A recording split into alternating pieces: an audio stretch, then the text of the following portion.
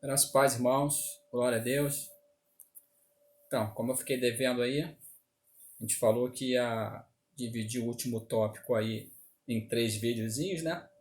Está falando sobre Mateus, capítulo 22, 32, onde a Bíblia diz que Deus é o Deus de Abraão, de Isaac e de Jacó, né? E eu falei um pouquinho no primeiro vídeo que Deus, como Deus de Abraão, ele se revela como o Deus da promessa, né? E depois no segundo vídeo eu falei que Deus, como Deus de Isaac, ele se identifica como Deus de milagres.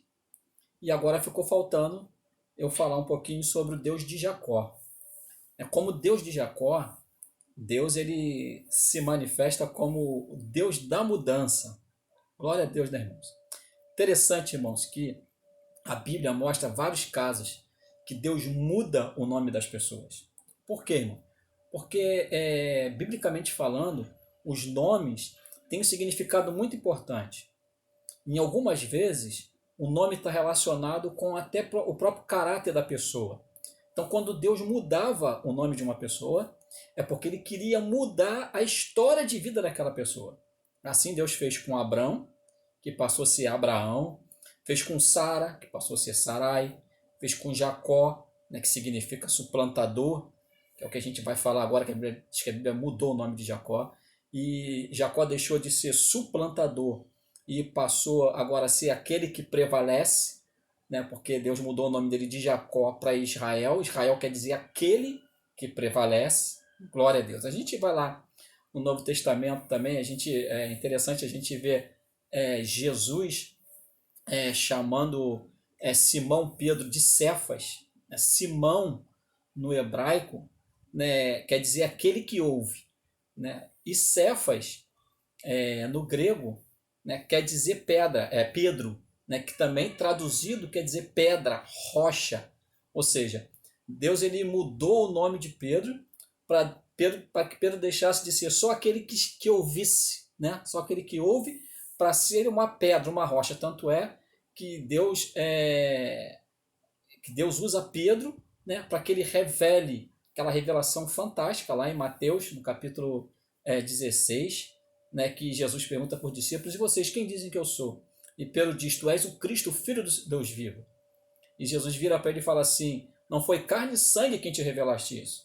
Né? E diz que sobre esta pedra, né, não sobre Pedro, mas sobre esta revelação, edificarei a minha igreja. Aí, por incrível que pareça, né, Jesus passa a chamar Pedro de pedra, de rocha. Glória a Deus. Então, irmão, Deus, como Deus de Jacó, ele se manifesta, né, ele se revela como Deus da mudança. E a Bíblia diz uma coisa interessante, irmão, em Apocalipse.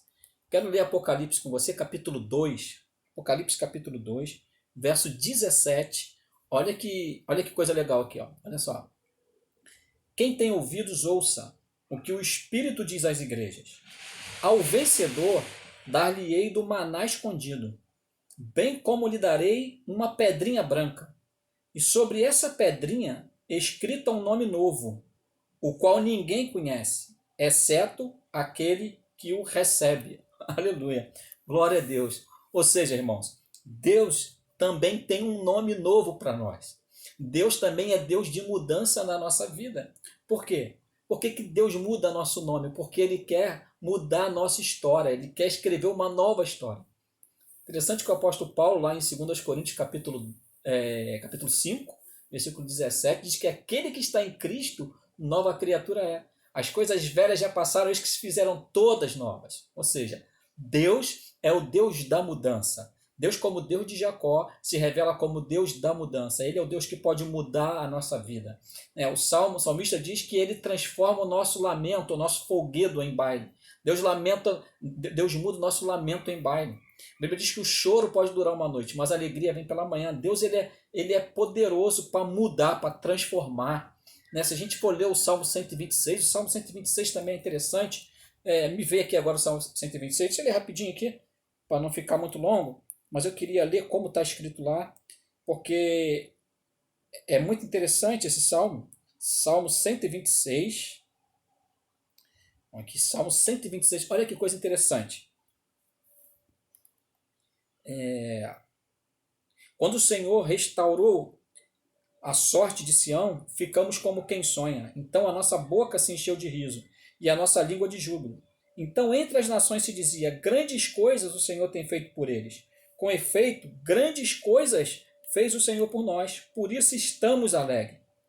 Aleluia, glória a Deus. Então, irmãos, Deus, ele é o Deus da mudança para restaurar a nossa sorte. Ele muda o nosso nome, ele muda o nosso caráter para escrever uma nova história para nós. Amém? Deixa Deus escrever uma nova história na sua vida. Esse é um momento bem propício. Por quê, irmãos? Porque nós estamos num momento que só restou para nós a fé. Né? E a Bíblia diz que o justo ele vive da fé. Glória a Deus. Então, irmãos, no nome de Jesus, Deus é o Deus da mudança, da minha e da sua vida. Deus ele tem um novo nome. Eu acho legal quando a expressão, lá em Filipenses fala isso, né, que fala sobre Jesus, né, e depois fala sobre Jesus Cristo. Né? Jesus quer dizer Jeová, o Jeová salva, o Deus que salva, né, ou Jeová salvação. E Cristo quer dizer ungido. Né? E a Bíblia diz que Jesus ele nos ungiu, como Deus ungiu a Jesus de Nazaré, né? Deus também nos ungiu. Lá em 1 João capítulo 2, 27, diz que nós recebemos a unção que vem do Santo, e essa unção fica em nós. Essa unção é uma capacidade que Deus dá para realizar algo na nossa vida e através da nossa vida. Então Deus muda o nosso nome, Deus muda o nosso caráter para mudar toda a nossa vida. Amém? Para a gente encerrar essa série, né? Depois você medita lá em Romanos 12, versículo 2, né? Que eu acho interessante essa passagem, que diz: se transformados pela renovação da nossa mente. A Bíblia diz que ninguém consegue mudar a sua vida se não mudar a sua maneira de pensar. É isso que a palavra está querendo dizer aí. Ninguém consegue mudar a sua vida se não mudar a sua maneira de pensar. Amém? Então creia. Deus, como o Deus de Abraão, é o Deus da promessa. Deus, como o Deus de Isaac, é o Deus de milagre. E Deus, como o Deus de Jacó, é o Deus da mudança. Deixa ele mudar a sua vida. Ele é poderoso para fazer isso. Em nome de Jesus. Amém? Deus te abençoe.